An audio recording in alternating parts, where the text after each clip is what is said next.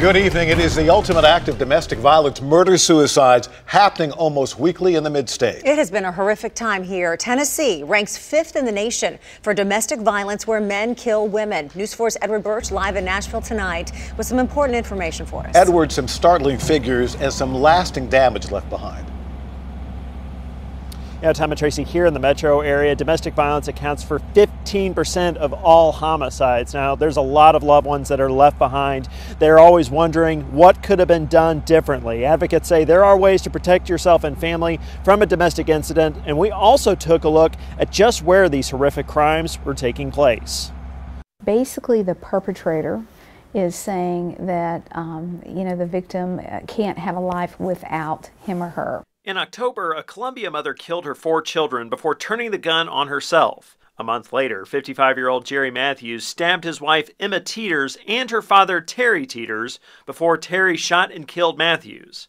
This wasn't a murder-suicide, but still a domestic dispute turned deadly. The very next day in West Meade, 65-year-old Gail Andrews Miller killed her 97-year-old mother and her sister before turning the gun on herself. This happened the day before Thanksgiving. We don't believe that holidays causes domestic violence.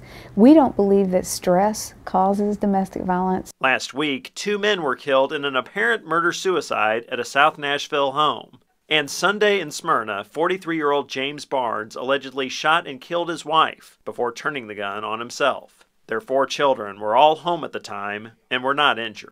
Because it impacts their friends, their workplace, their churches, because we see it in every level of our society. Watching for the warning signs can save lives.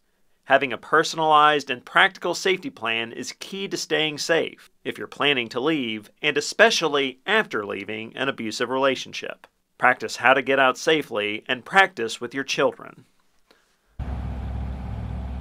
And advocates say having that plan is so crucial. Also documenting those domestic incidents. For more information and resources on how to get help, click on the story on the News 4 app. Tom and Tracy. Edward, thank you very much.